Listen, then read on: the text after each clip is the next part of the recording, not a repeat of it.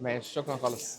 الحتة دي بقى مش بيجيها الزوار اللي بيجوا كنايس مصر القديمة. تجديدات عشان التكييف. هنا مدينة الفسطاط، بس الحمد لله الواحد كان مذاكر له كلمتين. ده علم اليونان. من الشباك ده بحاول ادخله، طبعا ممنوع التصوير جوه. البيوت دي يهودية. اسعار سياحية بقى ولا مصريين؟ المعبد ده بقى اسمه معبد بن عزرا. ده بقى البيت اللي اتصور فيه. في ناس بتقول هنا ان الكنيسة. نكمل بقى بقية القصص بتاعت الاماكن دي. الفيديو ده مش لازم تكون مسيحي عشان تتفرج عليه. المعلومات اللي هنا تخص اي حد مصري، لان هي بتتكلم على التراث المصري في عصور مختلفة. صباح الخير عليكم أعزائي الصغار. النهاردة احنا في مصر القديمة، تحديدا منطقة كنايس مصر القديمة. هنتفرج على مجموعة من الكنايس والمعالم الأثرية لمصر القديمة، مش بوجهة نظر مسيحية بس، لكن كمان هنعرف القصة المصرية ورا الأماكن دي من ناحية مسيحية وإسلامية وكمان يهودية. فاحنا النهاردة في محطة مترو ماري جرجس. لسه واصل. أخدت المترو يوم الجمعة الصبح. دفعت التذكرة 10 جنيه. المفروض ان محطة المترو دي تطلعنا بالظبط قدام سور الكنيسة المعلقة. اللي هناك دي الكنيسة المعلقة، وده المتبقي من حصن بابليون. فخلينا نبتدي بحصن بابليون، وبعد كده نكمل بقى بقية القصص بتاعت الأماكن دي. اللي ورايا ده حصن بابليون او المتبقي من حصن بابليون. المفروض بقى ان المنطقه اللي ورايا دي هي اللي بقيت من الفتح الاسلامي. وخلينا نبتدي بحصن بابليون لان هو المكان اللي مبني عليه قصص كل الاماكن اللي حوالينا النهارده. ليه حصن بابليون هو الاهم؟ حصن بابليون هو اتبنى في القرن الثاني الميلادي تقريبا، وكان هو ميناء نهري. كانت المنطقه دي كلها تقريبا نهر النيل، وكان هنا الحصن اللي بيأمن الميناء النهري ده. الحصن ده كان روماني، فالرومان كانوا بيبعتوا هنا بضايع واسلحه، وبياخدوا قمح من مصر عشان يودوها للامبراطوريه الرومانيه. فاتبنى الحصن ده عشان يأمن الضفه دي من نهر النيل، كمان يبقى الباك اب بتاع منطقه اسكندريه.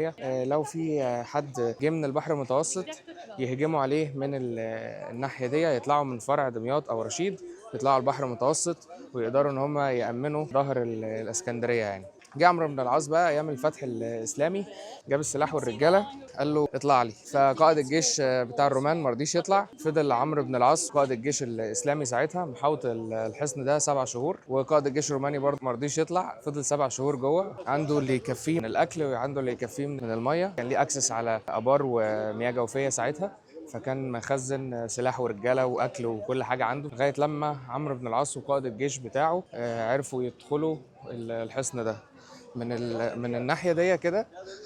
هنا مدينه الفسطاط او المنطقه بتاعه الفسطاط.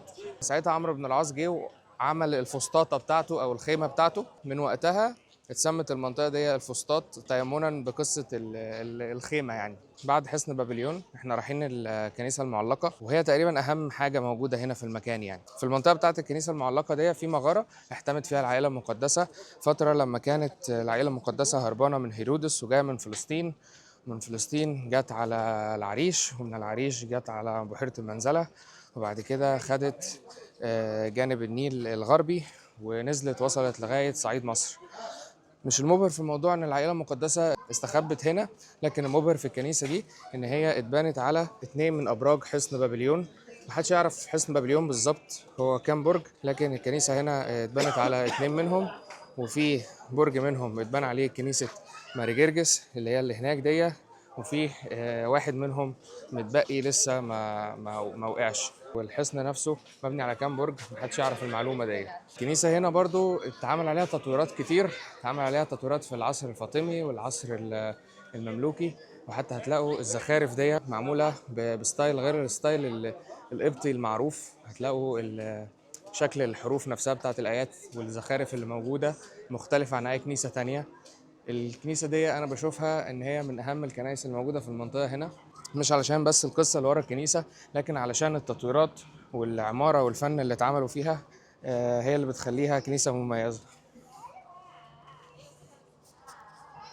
في ناس بتقول هنا ان الكنيسه مبنيه من القرن الرابع الميلادي. الوقت ده ساعتها الرومان خلاص سمحوا للمسيحيين في مصر ان هم يبنوا ويتعبدوا في كنايس، لكن المبني هنا او اللي موجود هنا من القرن الرابع الميلادي هي الكنيسه الاثريه اللي هي موجوده جوه خالص. لكن اللي ورانا ده مش من القرن الرابع الميلادي، لان الكنيسه اتجددت وزاد مساحتها واتعمل عليها تطويرات كتير، لكن المعلومه اللي عندي كان كل حاكم بيعدي على مصر بيحط التاتش بتاعه. الدنيا زحمه قوي النهارده. الدخله اللي جايه دي مبهره بالنسبه لي، مبهره. المنظر ده غالبا مش بتشوفه في الكنائس بتاعتنا، منظر النافوره دي ومنظر القبب بالزخارف بتاعتها دي. كنت شفت فيديو لمرشد سياحي فكان بيقول ان الزخارف دي تصنف من العصر الفاطمي، او التاتش ده اتعمل يعني على الكنيسه في العصر الفاطمي. الباب ده انا مستني اشوفه بقى من ساعه ما قررت ان انا اجي الزياره دي. شايفين الباب ده؟ كان بيقول بقى ان الباب ده مملوكي ابن مملوكي. بصوا النجمه دي او الشكل ده الستايل اللي هو كانوا بيعملوه في العصر المملوكي. بس في العماره القبطيه عموما مفيش حاجه بتتعمل بالصدفه، مفيش حاجه بتتعمل من غير رمز. يعني معظم الحاجات اللي هتلاقوها معموله هنا معموله برموز. بصوا على دول اللي هم رموز تلاميذ السيد المسيح ال 12. بصوا برضو على المنطقه اللي من بره دي هتلاقوها مختلفه، مش هتلاقوها موجوده في اي كنيسه تقريبا في مصر. الزخرفه اللي فوق دي برضو عليها التاتش الفاطمي. الحاجات المذهبه اللي فوق دي هبقى اصورها من قريب. الحاجات المذهبه اللي فوق دي شكل الاضاءه، كل الزخارف وكل القبب اللي معموله في مدخل الكنيسه شكلها مختلف جدا عن اي حاجه اتعملت في مصر. بص اشرح لك حاجه لو ما فهمتهاش عادي ممكن تعيش من غيرها. الكنائس الارثوذكسيه عموما متاخده من الستايل البازيليكي. الستايل البازيليكي ده القواعد بتاعته بتقول ايه؟ الكنيسه بتتبني مساحه مستطيله متقسمه الى 3 اقسام من خلال الاعمده. في صف اعمده وصف اعمده بيقسموا الكنيسه ل3 اقسام، اكبرهم اوسطهم. لكن هتلاقوا ان هنا في صف عواميد وهنا في صف عواميد وهناك كده في صف عواميد، فبيقسموا الكنيسة ل4 أقسام. ال4 أقسام دول مش بالتساوي لأن في القسمين دول أكبر من القسمين دول. ده هنا المختلف في الكنيسة دي. في الكنيسة دي مش هتلاقي زيها تقريبا في العالم كله. يعني كان في مرشد سياحي اتفرجت له على فيديو كان بيقول إن الكنيسة دي الستايل بتاعها مسمينه الايجيبشن بازيليك أو البازيليك المصري، لأن الستايل اللي اتبنت بيه الكنيسة دي مش موجود في أي حتة في العالم تقريبا. اللي قدامنا ده اسمه الإمبل اللي هو بعد كده بقى اسمه المنبر. معمول على 15 عمود، في عمودين اللي هم باللون الغامق اللي هم ملزوقين في جسم السلم بتاع المنبر، وفي 12 عمود دول بيرمزوا لتلاميذ السيد المسيح، وفي العمود الأولاني ده بيرمز للسيد المسيح نفسه. المعلومة اللي اتقالت هنا بقاله 11 قرن موجود هنا في الكنيسة. الستايل بقى بتاع الكنيسة نفسه، الأيقونات، الكتابة اللي مكتوبة على الحتة دي هصورها من قريب، شكل العواميد نفسها، شكل الخشب بتاع الكنيسة، الإضاءة، حتى حمل الأيقونات أو حجاب الهيكل اللي قدامنا ده برضو معمول ستايل القبطي يعني. بس حمل الأيقونات ده مختلف، أنا أول مرة أشوفه. عادة حمل الأيقونات ده بيكون عليه صور التلاميذ بتوع السيد المسيح، وبيكون الأيقونة بتاعت كل واحد فيهم عبارة عن بورتريه كده لشكله. لكن هنا الايقونات دي شكلها مختلف خالص. انا مش عارف دي لوحه او ايقونه بتحكي جزء من قصه او معجزه للقديس ده. ماشي ماشي، شكرا خالص. في الكنيسه هنا اكتر من 90 ايقونه، اهمهم الايقونه اللي موجوده هناك دي هنحكي قصتها.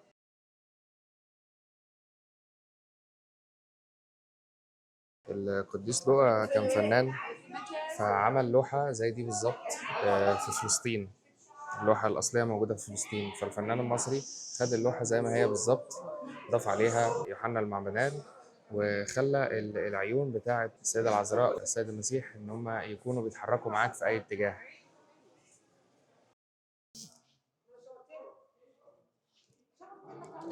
هنا بقى ده جزء عمل بعد الترميمات اللي احنا شايفينه ده البرج بتاع بابليون، برج من ابراج الحصن. الكنيسه على ارتفاع 13 متر فوق سطح الارض بتاعه الحصن. يعني المفروض ان الكنيسه مبنيه على برجين، ده برج منهم. المنطقه دي كلها كانت مليانه ميه، الميه دي اتشفطت والابراج دي اتعمل لها ترميم. مش عارف انتوا شايفينه ولا لا، بس هحاول اصوره. عرق الخشب ده واللي زيه كتير هما اللي الكنيسة ساندة عليهم والكنيسة مبنية عليهم. من الشباك ده تقدر ان انت تشوف حصن بابليون. هو حصن بابليون المفروض ان هو اتعمل له ترميمات، بس هو لسه ما اتفتحش للزيارة يعني. المدرجات دي معمولة حديثا عشان المفروض كان هيتعمل عروض صوت وضوء هنا. ودي بقى البوابة اللي المفروض يعني بيقولوا إن عمرو بن العاص دخل منها الحصن. الحصن هنا كان مليان غرف للجنود، وتحت تحت الحاجات دي مليانة غرف بيشيلوا فيها أكل وبيخزنوا فيها قمح وبيخزنوا فيها مية. المنطقة دي بقى كلها حتى هتلاحظوا آثار رشح مية كده. المنطقة دي كلها كانت غرقانة مية. المية دي اتشفطت في الترميمات الأخيرة. المفروض إن الحصن هيكون مجهز لإنه يتفتح للزيارة في أقرب وقت يعني. المفروض إن الباب ده كان معمول للهروب، بحيث إن لو حصل أي قلق ناحية الكنيسة يعني الباب ده بيتفتح زي سرداب كده، بيوصل ل 15 متر تحت الكنيسة. الدنيا زحمة أوي النهاردة، وكل الناس اللي مسؤولين عن الشرح وكده مشغولين يعني مع الأفواج السياحية. بس الحمد لله الواحد كان مذاكر له كلمتين يعني قبل ما يجي. فدي كانت الكنيسة المعلقة، هنطلع منها ونشوف المكان الجاي. الحتة دي بقى مش بيجيها الزوار اللي بيجوا كنايس مصر القديمة. بصوا، دي بقى الحتة اللي هي المفروض تتفتح للزيارة، والمنطقة اللي تحت دي هي اللي كان فيها المية. والشباك ده اللي أنا كنت بصور منه البوابة دي، البوابة اللي هي دخل منها عمرو بن العاص لبقية الحصن. اللي ورايا دي كنيسة ماري جرجس، ليها قصة برضو. أيام العصر الروماني كان في ضابط جيش في الجيش الروماني، كان بيحب المسيحية واعتنق بالفعل المسيحية. ولما الوالي الروماني عرف القصة دي قرر إن هو يجرده من منصبه ويحبسه ويعذبه. موجودة جوه الأدوات بتاعة التعذيب اللي هو اتعذب بيها طول الفترة دي.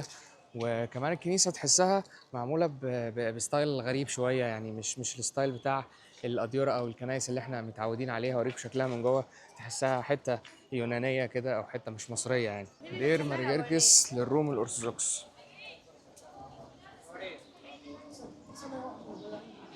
بصوا، أول ما تدخل من بوابة الدير كده تبص على المنظر. شايفين المنظر ده؟ عالم اليونان. اول ما تدخل من بوابة الدير على ايدك الشمال كده هتلاقي هنا بوابة تانية. البوابة دي بتدخلك على المدافن جوه. شكلها حلو، هتلاقي تماثيل ملايكة كده بتعيط وتماثيل شكلها مختلف، يعني تماثيل أول مرة هتكون بتشوفها. بس للأمانة مش بحب الفايبس بتاعتها، يعني كذا مرة أدخلها وما ما برتاحش نفسيا كده، فمش حابب إن أنا أدخلها النهاردة. بص شكل الكنيسة، مصريين واجانب، ما كانش ينفع اجي يوم جمعه بصراحه. مش عارف دي ايه بقى. دي تقريبا كانت مبنى تبع الكنيسه او مدرسه. ده التمثال بتاعه بالحصان اللي هو كان متعود يركبه. هتلاقوا كل صور ماري جرجس مشهوره بالحصان والحربه اللي بيطعن بيها الوحش ده. دي الايقونه بتاعته.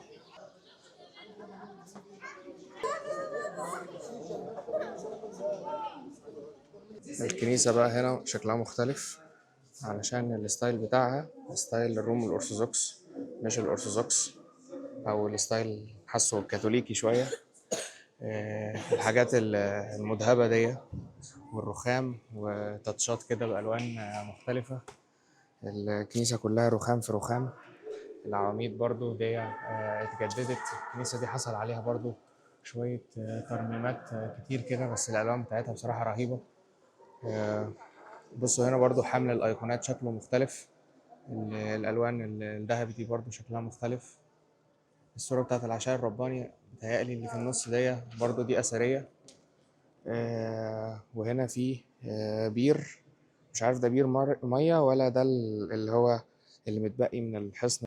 بصوا شكل القبة بتاعتها وشكل الأيقونات اللي موجودة فوق. المزار ده بقى بيثبت قد إيه المصريين في المنطقة هنا أو في مصر عامة بيحبوا ماري جرجس. مفيش بلاطة موجودة في المكان ده مش وراها قصة. بصوا، تلاقوا بقى كل واحد حصل معاه معجزة أو الدعوة بتاعته ربنا استجاب ليها. هتلاقيه باعت هنا زي رخامة كده أو حجر بيشكر فيه ماري جرجس على إنه عطاله ولد، على إنه نجاه من مشكلة معينة، على حمل، على كلية الصيدلة، على الثانوية العامة. على في حاجات قريتها قبل كده. حد خرج من سجن، حد كان عليه ديون، حد نجح في الثانوية العامة، حد دخل كلية طب، المعادلة الكندية للصيدلة. مفيش حجر موجود في المكان ده مش وراه قصة، ومش وراه مرجرجس. عامة يعني مفيش حاجة في مصر مش وراها قصة، مفيش حجر في مصر كله مش وراه قصة. دي كانت الأدوات اللي اتعذب بيها تقريبا، دي الأدوات الأصلية يعني. والأيقونة دي برضو بتشرح قصة العذابات اللي مر بيها مرجرجس أهي. دي الحاجات الأصلية. وده شبشب كده مليان مسامير. ودي الدروع بتاعته في الجيش. ده برضو جزء باقي من حصن بابليون. المنطقة اللي تحت دي كانت برضو كلها رشح مية وحاجات زي كده. هيئة الآثار عملت شوية ترميمات وشفطت المية دي. الكنيسة اللي احنا رايحينها دلوقتي كنيسة الشهيد سيرجيوس وواخس. دول كانوا اتنين ضباط أيام الجيش الروماني، وبرضو حبوا الدين المسيحي واعتنقوا الدين المسيحي. فالوالي ساعتها أخدهم حبسهم وعذبهم، وبعد كده هم استشهدوا.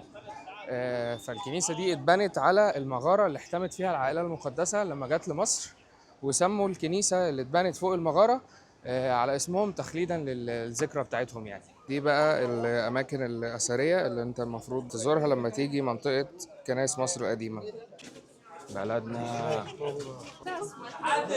ارجع ورا خلي الناس تطلع كده. ايوه.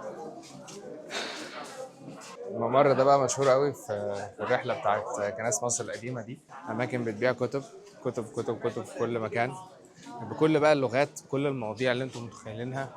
روايات، كتب عن الاثار الفراعنه، الحضاره المصريه القديمه، التاريخ القبطي، التاريخ الاسلامي، التاريخ اليهودي، بكل اللغات. بقى هتلاقوا حاجات انجلش، هتلاقوا حاجات بلغات تانية. بصوا بقى الركن ده انا فعلا بحبه. الركن ده كله صور لمصر متبروزه ومعموله بشكل حلو كده. صور هنا لمنطاد فوق الاهرامات، وصور لجمال، وصور لمنطقه الجيزه كلها، صور من النوبه.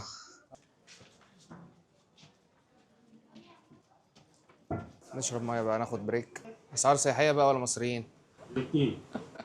ماشي هاخد ميه.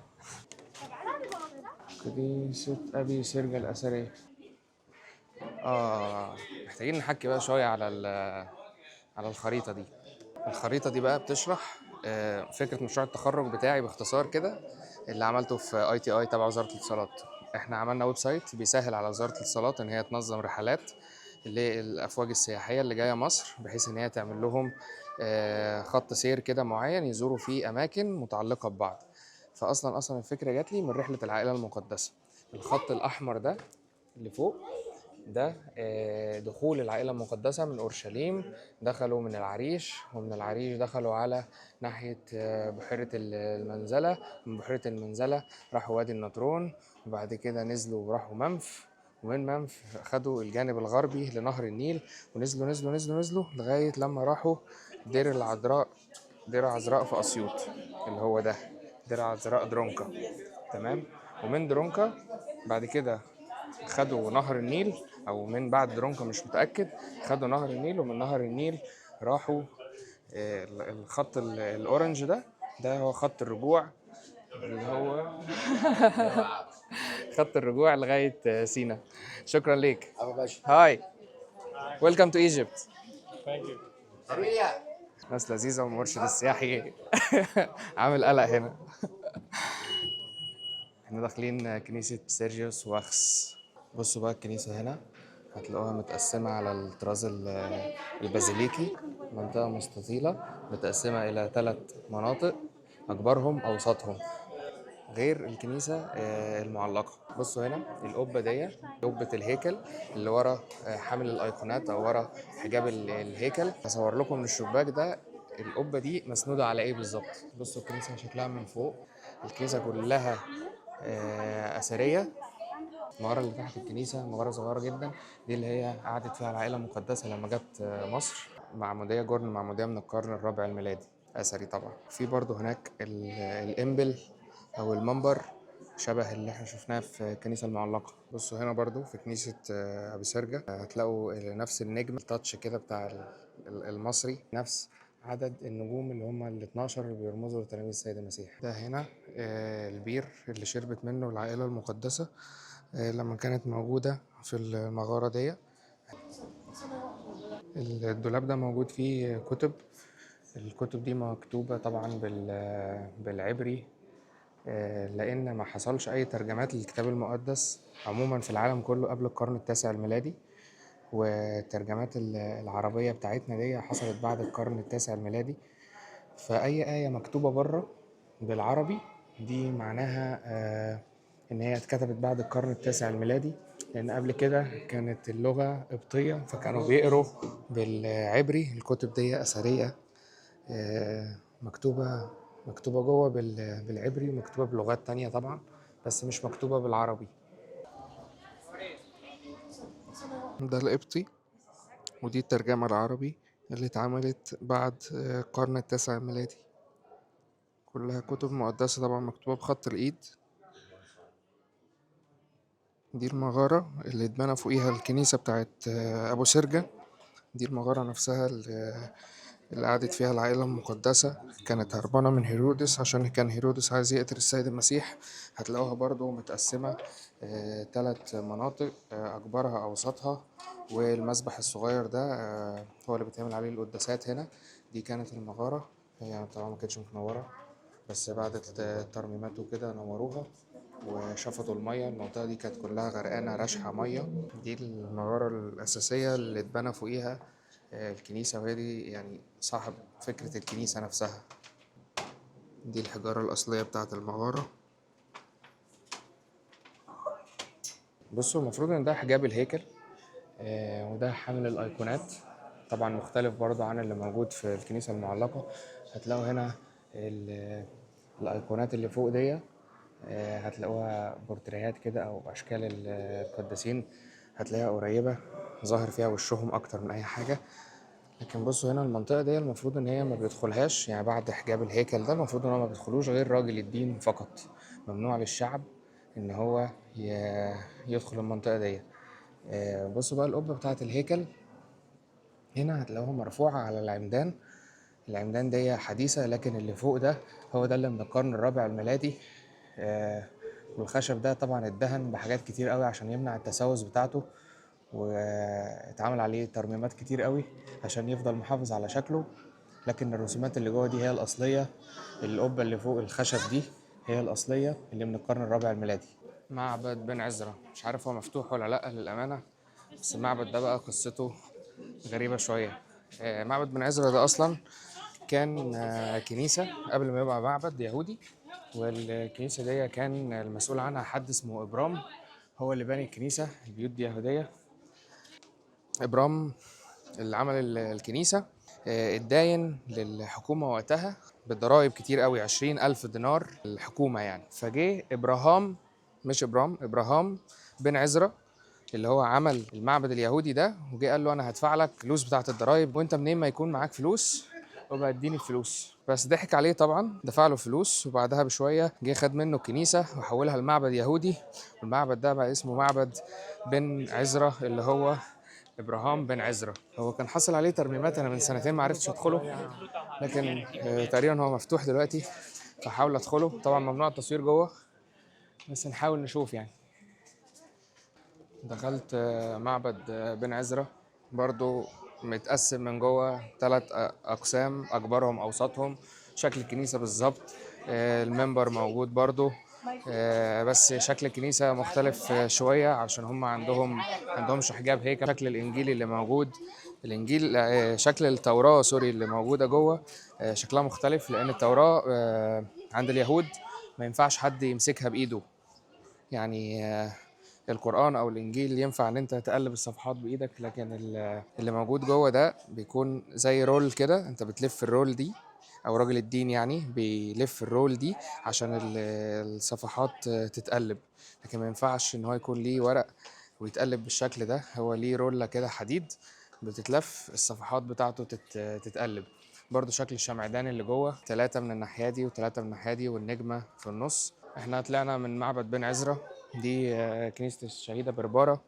وهتلاقي هنا معظم الشوارع متسمية باسم الأماكن الأثرية الموجودة فيها. الشارع اللي بره مثلا مكتوب إنه اسمه شارع مرجرجس، محطة المترو اسمها مرجرجس علشان كنيسة مرجرجس اللي احنا زرناها. ده بقى البيت اللي اتصور فيه جعلتني مجرما. فيلم جعلتني مجرما، صح كده؟ مش ده البيت اللي اتصور فيه مع اهو الشقة دي هو اللي كان ساكن فيها، وده السلم جنب معبد منازل.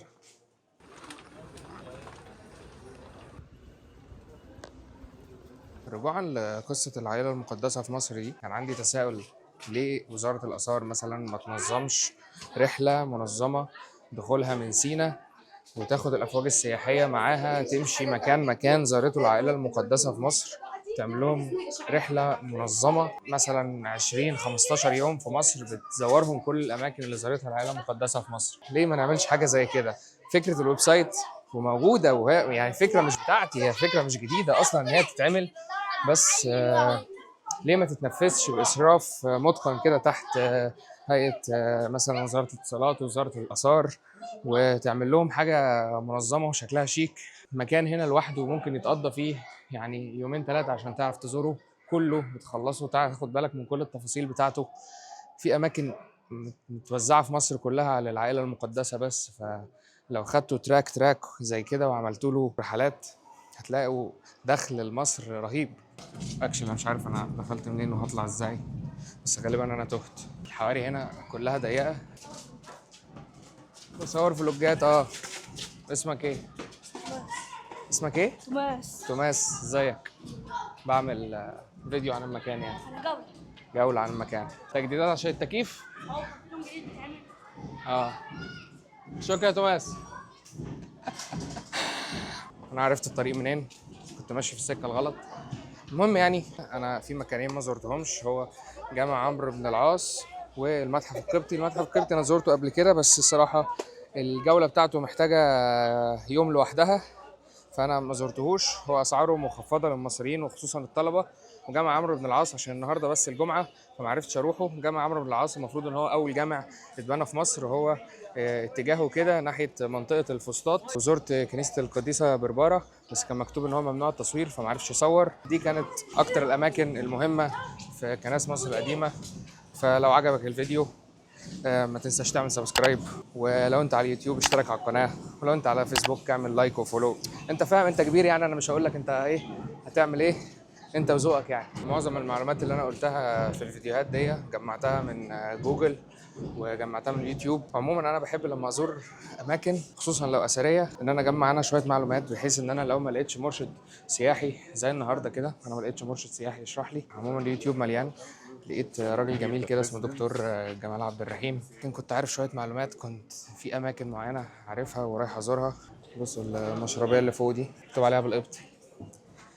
السياح موجودين في كل حته، الدنيا زحمه جدا. انصحك ما تجيش يوم جمعه.